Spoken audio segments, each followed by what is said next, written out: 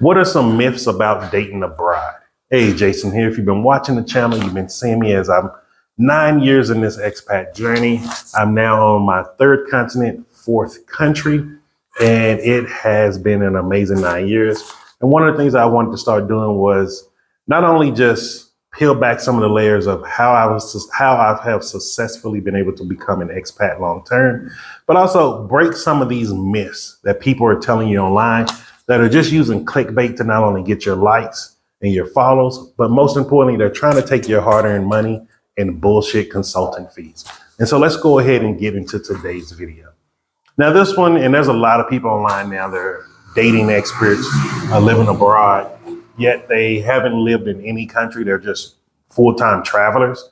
And one of the things I want to explain to you just real quick, like someone who is traveling through a place, even if you spend 3 months in a country or in a city, you do not know that city or country. You don't know anything about it. I have now been in Lusaka for almost 7 months, mainly, possibly, no, 7 months, I think. And I know maybe 1% about this city. And the reason why I'm telling you this is so many of you are getting fooled to pay these consulting fees. Like, oh, you can get into my coaching program, or we can have a coaching call for $200 or something like that. And they're just filling you up full of shit. Like, these are people who do not live in these countries. They don't know what they're talking about. And especially when it comes to dating, at the end of the day, most of these guys are working with freelance sex workers, AKA prostitutes. And I'm not knocking that. If that's something that is in your lifestyle, more power to you. But what I am talking to is the men and women out there that not only have worked hard for their money, they're looking to go to places to get a bigger bang for their buck. And they may be single and looking for love at the same time also. So what are the real things that you need to be looking into? So the first myth they say is you have to know the family. You got to meet the family. That is not true. And one of the things that you want to be cautious of, unless you know you are ready to really settle down with that person, that is the person that you want to be your person, do not meet their family. You may not know what the traditional culture is there. In some cultures, meeting the family mean you're letting them know that you have intent on marrying that person. And let's say you've just been dating this person for maybe 2 or 3 weeks. Now this family think you're ready to settle down and marry this person. Don't set yourself up for failure or set yourself up for things that you are not ready for. So be very mindful of that. You do not have to meet the family. Listen to me. And you let the lady or the man up front know, I'm not willing to meet your family. If they don't respect your wishes, you need to end it. Because that means they probably are trying to set you up into something that you don't have an understanding of. So please be mindful of the culture that you're moving to and understand these little things. It's not like the United States where you can bring every girlfriend or every boyfriend over that you've been with. Other cultures do not operate like that. And you must understand that even when you go to different countries, they have legal laws and there's cultural laws. Cultural laws will always trump the legal laws of the Constitution. So understand this very clear, please. And it's going to differ from every single country you go to. It can even differ between regions in the country. So be mindful of that, please. The second dating myth, this one guy said, women expect you to always pay, meaning you should pay for their Ubers, you should pay for the date, you should pay for this, you should pay for that. That is not true. Now, if you're dating someone who is at an economic very low level, you're going to have to pay. And this goes for men and women. Like even for the women who move abroad, like if you're coming from a higher currency country where your money is multiplying, like let's say if you're coming from a place from the UK where you're earning euros or pounds, your money multiplies by almost 30 times what the kwacha is.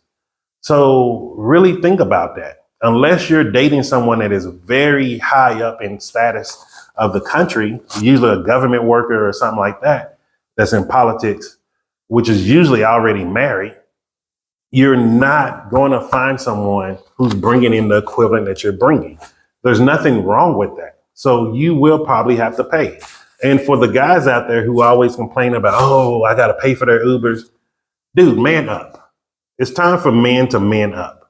Stop just thinking women's supposed to just open their legs and lay down for you, and you need to man up and be a man. If you're not even man enough to make sure she gets home safely in a ride, why should a woman want to give her body to you? Like, let's be real here. It's time for men to start checking men. And this nonsense here that I always hear about, oh, I got to pay for her Uber. I got to do this. An Uber ride here may be 100 kwacha. That's what, $4. If you're bitching over $4, you should go back to the United States, get back to work, and up your game. You need to up your money. Most of the problem with a lot of these guys that have these problems that I've listed here, they're broke. And let's just be real here.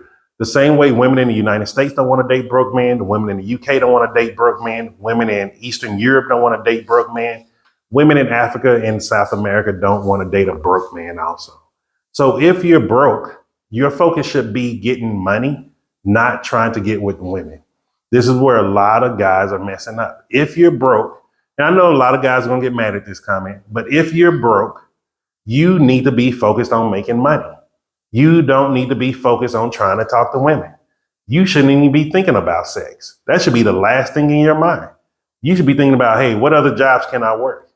Like, think about that for a second. Maybe if you was able to court a woman properly, you wouldn't have all these people have all these issues and so many guys complaining about women just want money.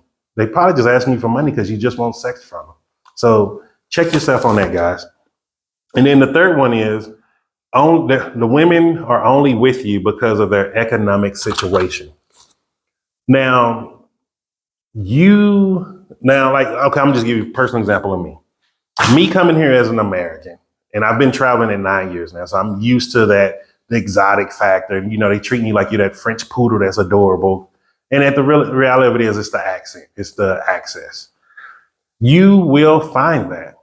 However, you can spot a woman a mile away that's only talking to you for thinking of the potential that, oh, he's American, he has money, he's going to give me dollars. It's so simple to see, like, it's your fault if you fall for that nonsense. Quit looking at big butts and smiles and start looking at the character and the quality of a person. If you're dating someone that has character and have quality to them, they don't really care about you being American. That's never going to be the topic of the conversation. They're probably not even going to ask you about the United States because they don't have a desire to go there. Like, really think about this. Everybody in the world and in the country is not poor. It's the same way, like, a lot of people in the world think, oh, you're from America, you're rich. Everybody in America isn't rich. And at the same time, everybody in other countries are not poor.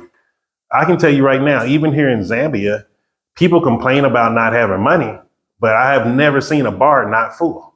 I have never seen people not being able to go out and drink and have fun when they want to. People have money. What you need to start focusing on, if you want women of quality or men of quality, where are you looking for them? Stop looking for someone at the end of a beer bottle. Stop looking for someone at the end of a liquor bottle. Stop looking for someone at a nightclub. You're never going to find someone who is decent in these places. Doesn't mean there's not good people in there, but I'm telling you right now, you're not going to find that decent person in there. The same way you in there just searching, you're bored out of your mind, he or she's in there bored out of their mind too, and they don't want to talk to you. The same way you're not talking to people. So stop wasting your time going there. Go to cultural events. Go to daytime events. Go to festivals. Do things like that, and you'll find people who are not using you just because of an economic gain. Now, you may be like, oh, Jason, that's not fair, blah, blah, blah. But look, it's your life. If you want to be another one of these men or women on the internet telling these horror stories, oh, this guy did me wrong, this woman, she just used me for my money, then change the way you act. Change the way you move around. One of the biggest things I think people don't pay attention to is, if you want something different in your life, you need to move different. The world is not going to move around you. You must move around the world differently. And so that's just wanted to help you with that. If you have any questions or comments, just leave them down below and I'll get back to you. And most importantly, just remember this, I'm Jason, and success is simple once you know how.